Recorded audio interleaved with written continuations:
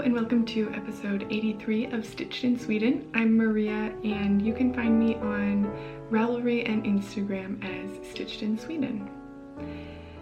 I'm coming to you today from Stockholm. It is the last day of January 2020 and I am back after having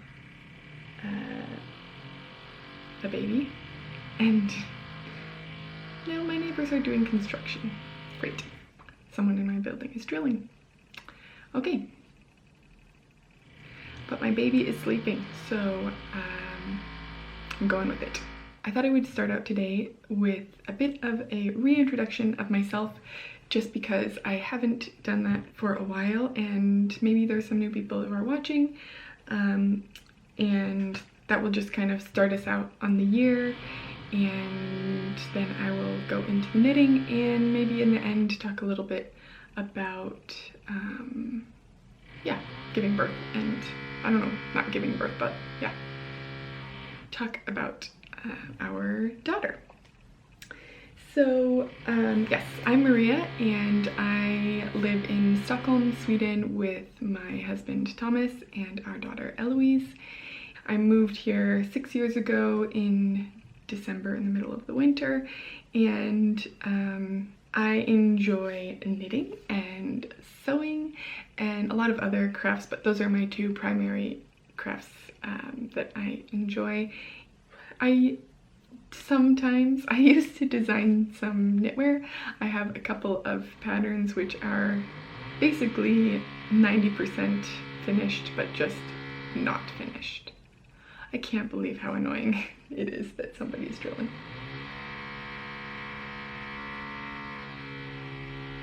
So I have a couple of patterns that are about 90% of the way finished, but they just need to be written up, and honestly, I don't know when that's gonna happen, just because, yeah, life is about prioritizing, and certain things take a lot of time, and right now, time is not something that I have a ton of. So, yeah, that is a little bit about me, and I think now I will start to tell you about a couple of things that I've finished in the last month or so, and then what I'm working on.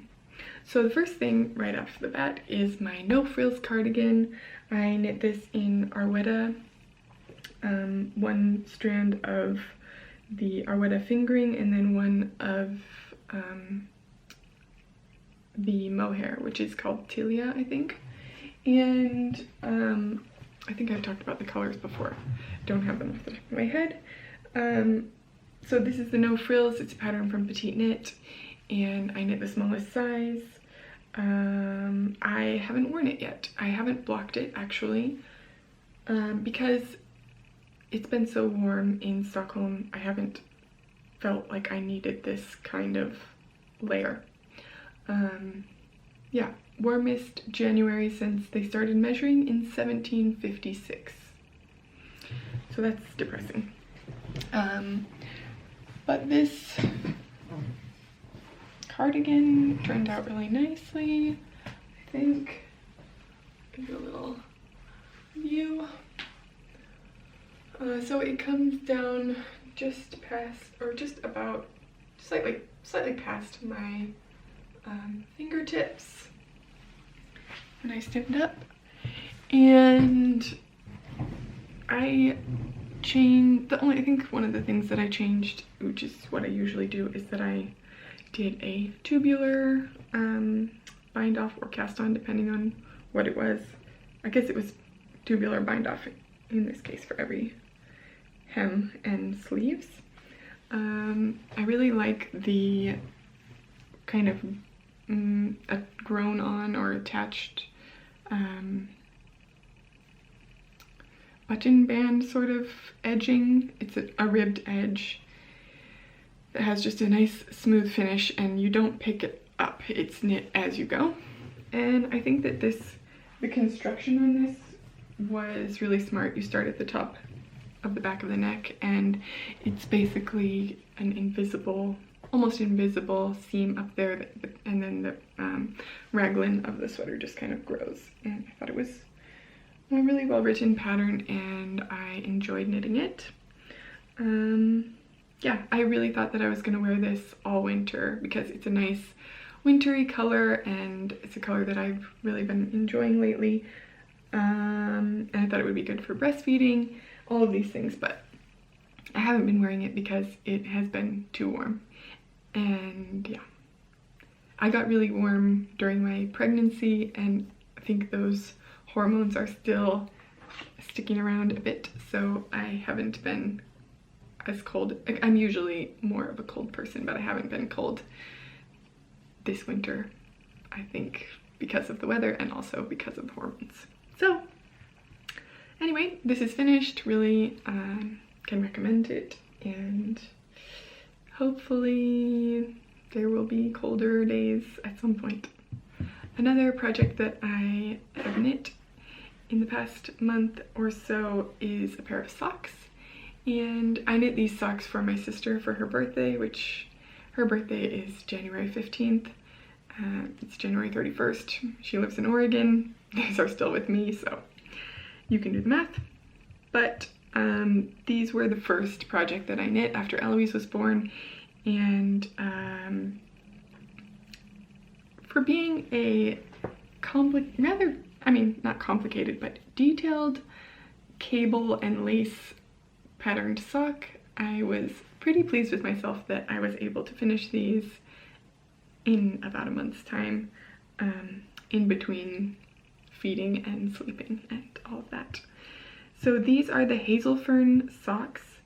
It is a pattern by Jared Flood for Brooklyn Tweed, and I knit the longer version. There's a shorter and a longer version in the pattern. I just like how all aspects of the design of the sock kind of come together and it's really well thought out. So for example, this heel, you can see that the slip stitch part, it's not just like the standard slip stitch heel that starts here at a hard line.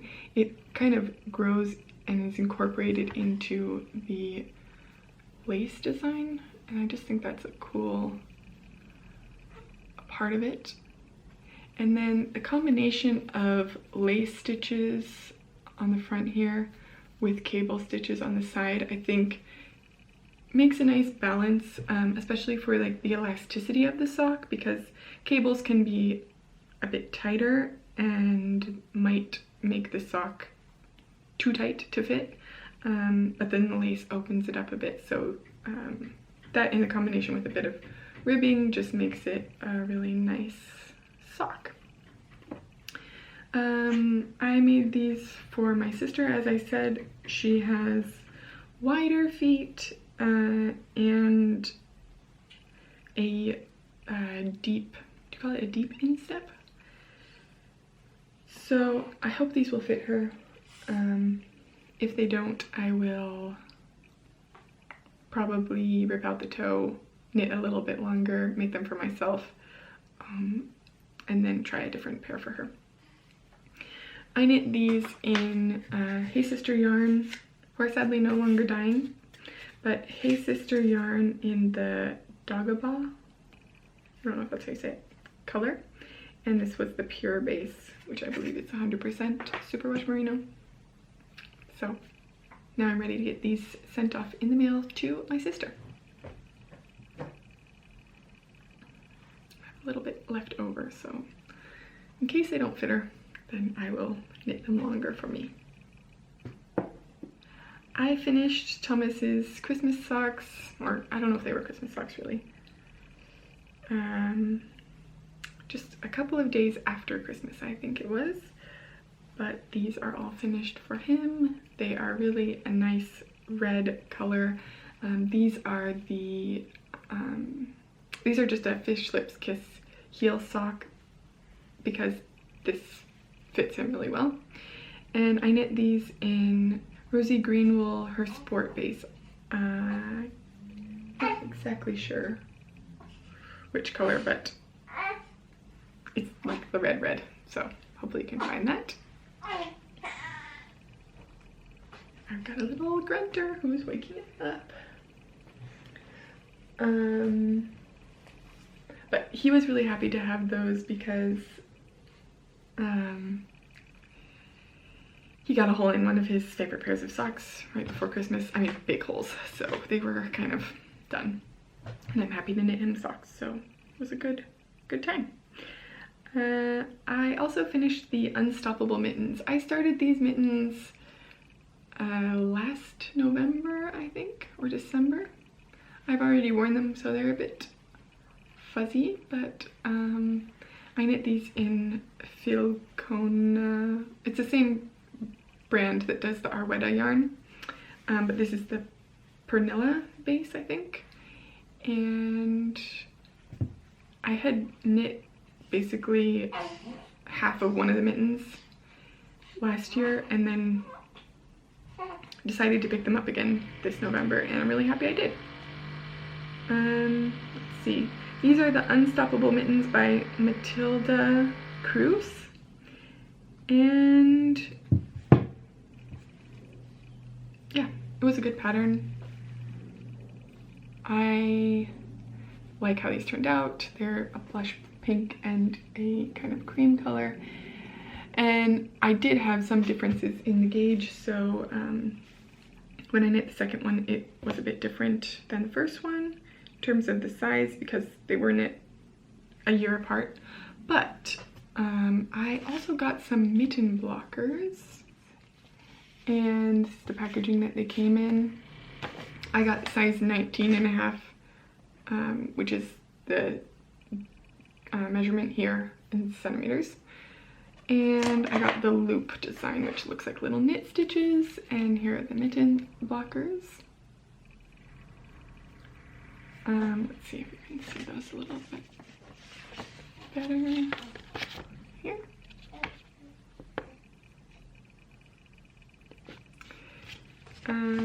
So after I blocked these, they really came together to be pretty much the same size, so you don't see a noticeable difference in the sizing of the mittens.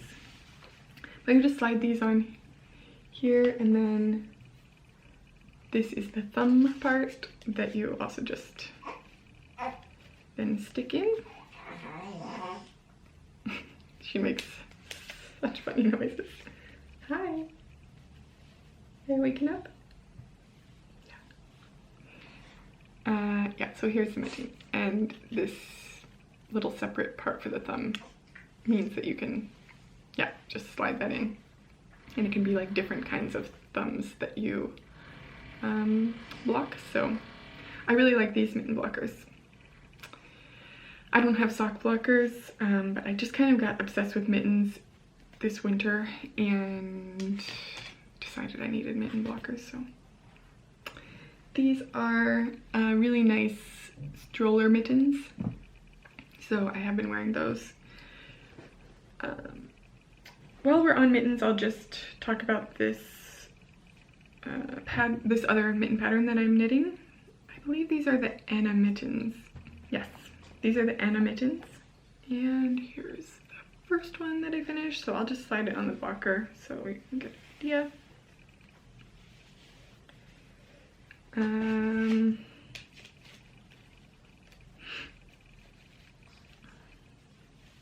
Yeah, so the nice thing about having the different thumb is that you can kind of angle it to however the thumb is in the pattern. So sometimes you have a gusseted thumb, sometimes it's just a kind of afterthought thumb. So it can be at a different angled position. I don't know if that makes any sense, but here is the first mitten. It's not blocked, but here it is on my blocker. And the second one is really almost finished. I think I just started decreasing. I'm not positive. I haven't knit these in a little while. I was knitting these right before Eloise was born. So I still have the thumb and the top of the mitten, but it will go really fast once it's finished, or once I work on it. I guess I didn't save the tags for the yarn, which is fine. I'm kind of trying to declutter my life, so I don't really need to save tags all the time. But this yarn is Brooklyn Tweed Perry yarn. It's their fingering weight yarn that is worsted spun. So unlike Loft and Shelter, which are a woolen spun yarn, this is worsted spun. So it means that more of the air is pinched out of it during the spinning process, which makes for a denser, kind of higher twist also, I would say, yarn. I really wanted to try this yarn because I enjoy Loft and Shelter so much from Brooklyn Tweed, and also their Arbor. So this is more similar to Arbor in that it's a worsted spun yarn. I'm pretty sure the dark gray is called Humpback. I think the white is called Hammock, and I don't recall what this kind of mustardy yellow is. I got this yarn at Makery 14, which is a yarn shop on Gamla stan in Stockholm, and I haven't been there in quite a while. So it was really nice to stop by. I went by with my mom, again before Eloise was born, and was kind of at the point in December where I was like, okay, if I start this project, she'll definitely be, I'll go into labor tomorrow. If I just do one more project, I won't be able to finish this project. But yeah, she was 1 week overdue, so I got a lot more done than I thought I would, including knitting her a stocking, a Christmas stocking. I don't know if you remember, if you've seen the picture. I don't know if I shared a picture. Anyway, there's a picture on my Ravelry of the stocking that I made for Thomas last year, which is a matching stocking to the family stockings that we have.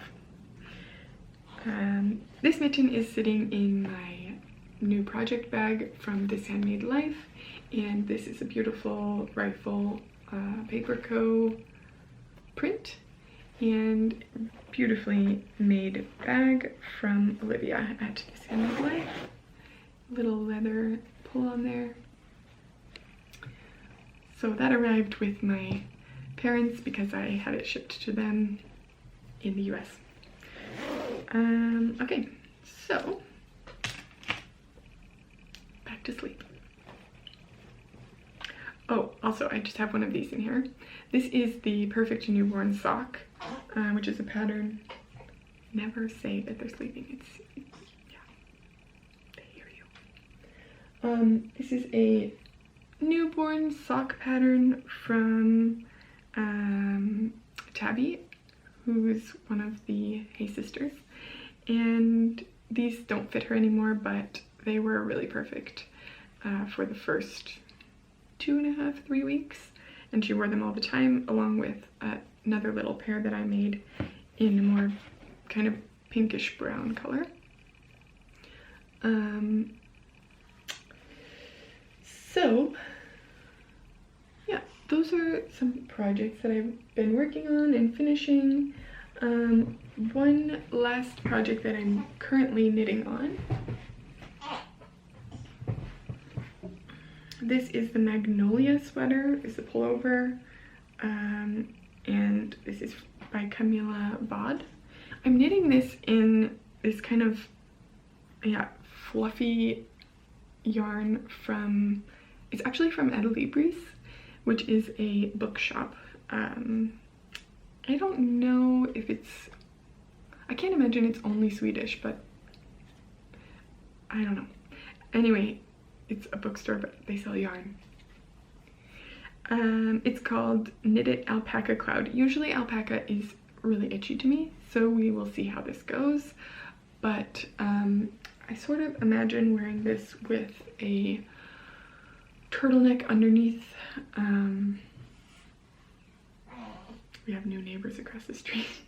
It was an empty apartment for a while. Now I wonder if he sees me just talking to my window. Okay, this is 70% superfine alpaca, 7% merino wool, and 23% nylon. This is the color gray yeah, gray, A275, and it's 50 grams and 130 meters. Similar-ish, but not as nice, I would say, as the Woolfolk. Is it Woolfolk? Totally forgot what that yarn is called, but oh, Luft, that's what it is. I've knit with that. It's much nicer, I have to say, but it's also way more expensive. This is very budget friendly, and it's still soft, but again, as I say, alpaca sometimes feels really soft to me, but gives me a bit of a prickle. So we'll see how it goes, but I'm just enjoying this sweater anyway. I did a tubular cast on.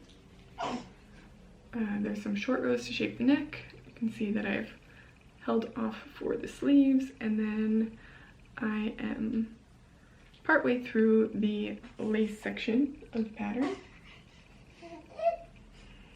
I really enjoy the baubles, and yeah, I think it's gonna be super nice. Living dangerously with this one. Didn't swatch. Haven't tried it on yet. Yeah. I kind of did a half measuring job after I started knitting a bit to see that it was close to the gauge, but I don't know, not the smartest choice, I would say.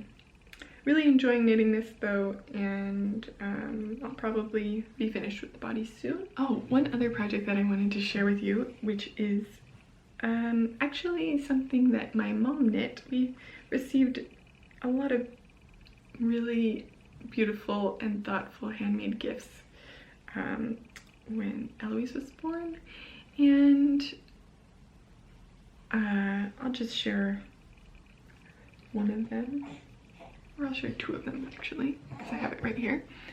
So in a petite knit theme, this is a little mini baby Oslo hat that my friend Venka knit. She is in Stitches Knits on Ravelry and Instagram. I've talked about her before. She's made some beautiful project bags for me, but you can see we all themed together with our color. And she usually wears this when we go outside if she's in the stroller, because it's a nice little thicker hat. It's fingering weight held double. And then this project is extra special to me, and Eloise has been wearing this all the time before she grows out of it. This is the Rhea vest. It's a baby vest that I designed, and this particular one was knit by my mom. She didn't tell me that she was knitting it, and it was a really sweet surprise. I'm really happy that she was able to follow the pattern, and she found it pretty easy to follow, and yeah, it was just a really nice surprise. This is one of my favorite colors, and the yarn is really soft. I don't remember what yarn it is. It has little flower buttons on it. It did have little hearts, but they were a bit too small, so they were pulling through, so we just put some slightly larger buttons on, which now work really well. And it's just a nice little extra layer that she can have over a onesie. And yeah, she has a little white onesie with pink polka dots, and then some floral leggings that I really like when she wears this with that. So yes, this is the Rhea, which is one of my patterns, as I said. So I hope that she can wear that for a little bit longer. Okay, so those are the projects that I have been working on, some finished projects and some gifts. I have some yarn that I got that also came with my parents. Sometimes it's just too expensive to ship yarn to Sweden. And if I know that my parents are coming, sometimes I take advantage of that and use them as my yarn mules. So I ordered 5 skeins of DK from Stress Knits Yarns, and this is in her birch color, which is a cream base with flecks of black, and every once in a while you get a little pop of orange, I think where the dye broke, which I just really like. Yeah. So I have 5 skeins, as I said. Let's see if I can show you.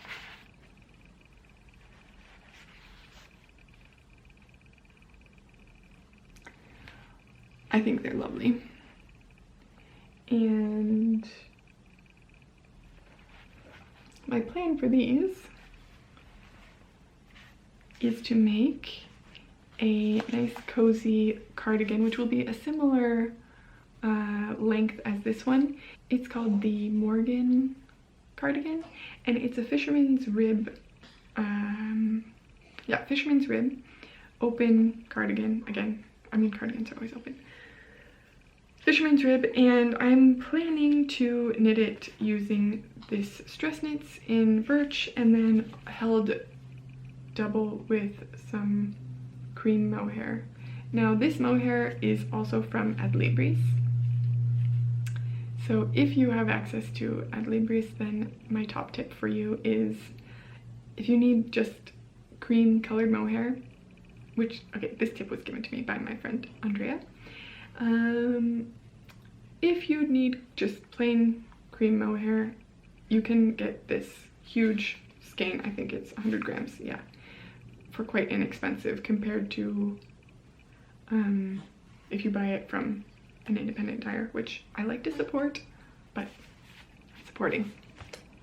Sometimes mohair can be excessively expensive, I think, for when you're adding it already to an indie dyed yarn for a project, then it can get quite pricey. So this is 75% mohair, super kid mohair, and 25% silk undyed, called Kid Silk Lace DIY. And it's really soft. It's going to be perfect paired with this, and I think it's going to make a really nice cardigan. But again, it's going to be a really warm cardigan, and if we're not going to have winters anymore, I don't know. This one is quite warm. I have this, I just have a short sleeve shirt underneath, and I mean, I guess it's okay. I mean, I'm not too hot right now, but yeah, I think it is for a colder day for sure. So those are my 5 skeins of Stress Knits, and gonna pair it with the mohair. Another project that I'm really looking forward to knitting is the Whitmore sweater, which is a pattern by Amy from Little Tailoress. I don't think the pattern has come out yet, but when it does, I plan to knit it. And I will also probably use this, it's a DK weight sweater that has a beautiful lace yoke to it. And she has 2 options for the sleeves. There's a balloon sleeve and then a tapered sleeve, more like this. I will do the tapered sleeve because even though I think that the balloon sleeve is really romantic and it looks great on her, it's not my true style, so I would never wear it. But I think it's really pretty anyway. So I think I got some other yarn from Adlibris, this soft merino DIY in 2 different weights. I think this is a sport and this is fingering. This is definitely more on the cream side, as is this mohair.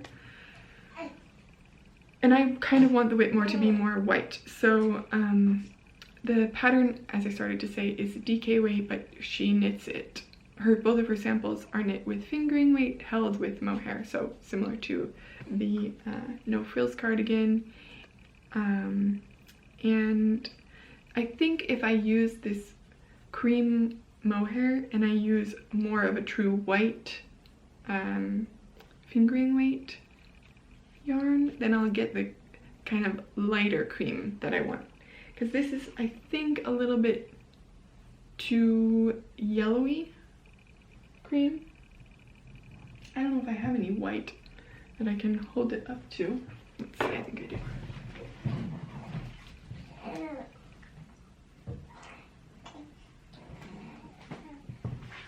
Well, it's more white anyway, so you can see maybe the difference. I don't know if you can really tell, but this one's definitely more white than this is a cream. But I think if and this is worsted weight, I wouldn't, this is just for the color comparison. But I think if I pair the cream with the white, cream mohair with the white fingering weight, it will come out to a softer cream, or less yellowy cream. I guess kind of a cooler cream maybe, which is what I'm looking for. The other possibility is that I could knit it in pink. I have, so Amy's sample, her first sample is white, and I think it's really beautiful. She, I think, also knit a second sample in her, I think maybe it's the Maybe Baby color, which is more of a peachy pink blush color. I have a sweater's quantity of Arwetta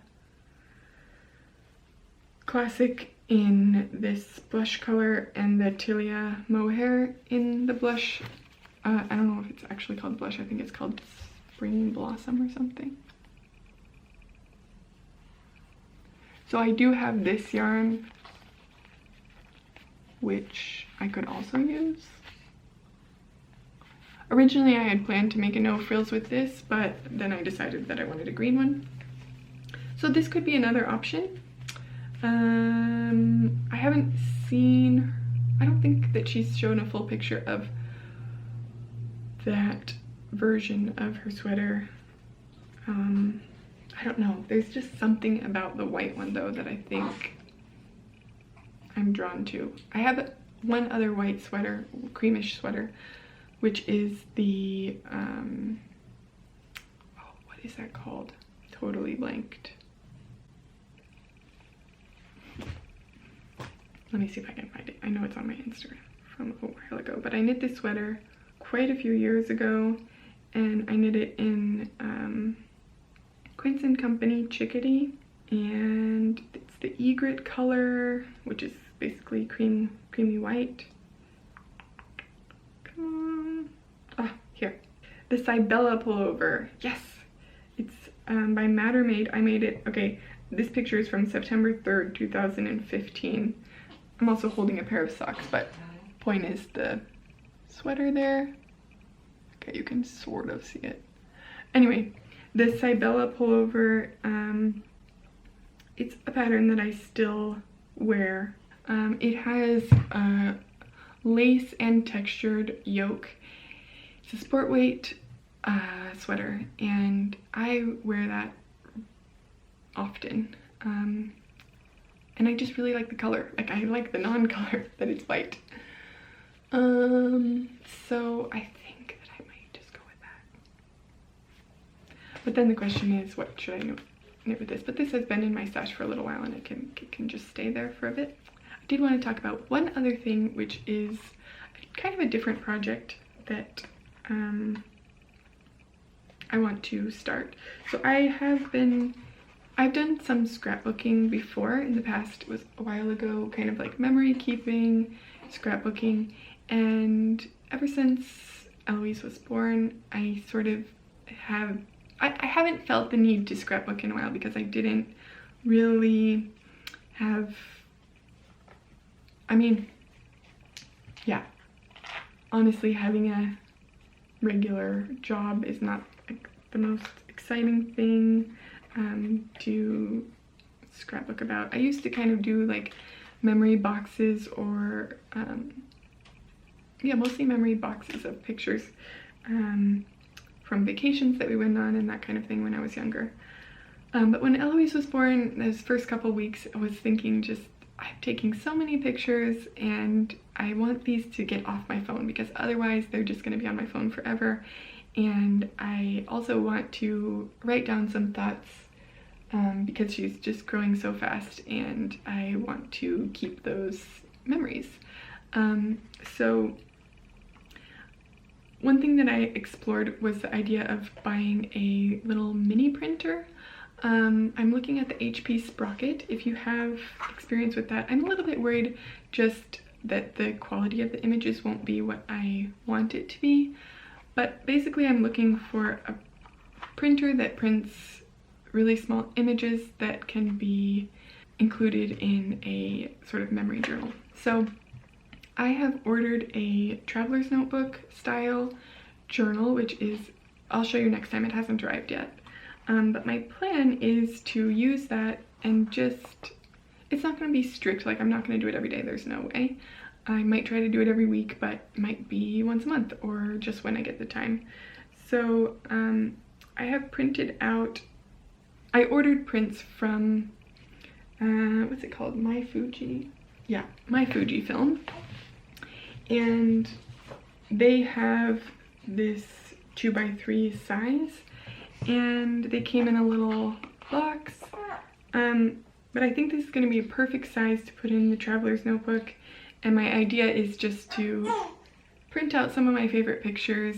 So I haven't decided yet if I'm going to buy one of these little portable printers or if I'm just going to order them from there because they're quite inexpensive and it works pretty well. So yeah, I'm just going to, the idea is to have some, you see I've already printed quite a few, just to, yeah, print out some pictures, write a few words, do a little bit of art journaling, to create kind of a memory book for her. Time for some food. That's the idea. I have the kind of tall, narrow traveler's notebook that, or I will have it, I don't have it yet, that is basically half of an A4 size or 8.5 by 11. So when it's opened up, it's the full A4 size or 8.5 by 11-ish. So in the meantime, while I was kind of trying to decide how I wanted to, like, I didn't want to do a full-blown scrapbook project. I want to do something that's kind of manageable to keep up with. So while I was trying to figure out what I wanted to do and kind of exploring different ideas, I started just writing down some of my memories and thoughts in just a little notebook, which is this one from Rifle Paper Co. And I'm writing it kind of in the form, it's, well, yeah. The first page says, "Letters to my daughter Eloise." And it's going to be kind of, it's written from, I'm writing it as though I am writing it to her, basically. So the idea is that at some future point, maybe when she's 16 or 18 or something, that I will share this with her, or some, you know, along the way too, I don't know. But I wanted to just write down some of my thoughts and experiences from her birth and that kind of thing while it was still fresh in my memory. And I will probably transfer some of these thoughts into the traveler's notebook and pair them with some of the images. So that's my idea around that. So that's kind of going to be a project that's going on continuously. And we'll see how it goes. So that's it for the regular Stitched in Sweden content, and now I thought I would just share with you, for those who are interested, a little bit about how we've been getting on the last month or so. if you hear any little grunting noises, that's because I have a little piggy down here. Actually, now she's in a bear suit, so got a little teddy bear. Yeah, so Eloise was born on December 23rd. She was exactly 1 week late, or late, I don't know. She was 1 week past her due date, and I was pretty convinced that she was going to be born exactly on her due date because I started having regular strong contractions right around midnight on the 15th into the 16th, and the 16th was her due date. But then I went back to sleep. I called the hospital and they told me to try to go back to sleep, and I did, and when I woke up the contractions were gone. So it was a little bit of a false alarm, but also because she was a bit on the smaller side, we were monitoring her towards the end of my pregnancy to make sure that she was still getting everything she needed in there, or if she needed to come out early. So I've been sort of mentally prepared for an early baby, I think. So that last week that she went over was tough because, yeah, of course everyone is excited for you and keeps asking if the baby has arrived, and at that point you're just like, no, still pregnant, still waiting, and it gets a bit exhausting. I'm just gonna round this off. So the last week was tough, but then basically exactly 1 week after her due date, I went into labor again, or contractions started again at 11:30 at night. I knew they were going to tell me to go back to sleep, so I did that and woke up 2:30 with really strong painful contractions. So we went to the hospital around 4:15 and in the morning, and she was born at 2:49, which was the sunset time on December 23rd. So everything went really smoothly, and I think I was prepared for the worst because you often hear horror stories from births, but I had a really great experience, and of course it's different for everyone, but for me it was really not enjoyable, but it was, yeah, it was a great experience, and it wasn't as painful as I thought it was going to be. It was painful, but I did get an epidural partway through, and that was really relieving and made it possible. But I never got to a point of thinking like, I can't do this anymore, which I sort of expected, I guess. And then she was born. So we spent 2 days in the hospital, and got picked up from the hospital by Thomas's parents, by his dad, and we drove directly to his parents' house for Christmas dinner, which we had with my family, Thomas's family, his whole family. His brother was also in town with his kids, so both brothers. And yeah, we had Christmas dinner, and Thomas was off from work for a month.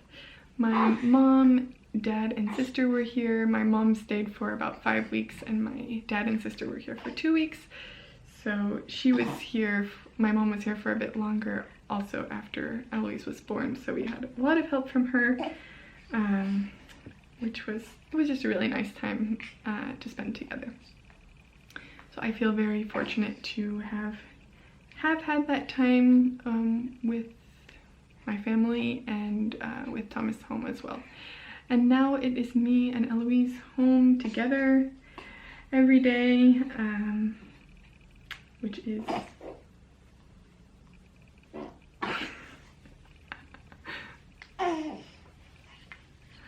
is a lot of fun, but also a lot of work. So yeah, I just will show you her little outfit. This is one that I've made.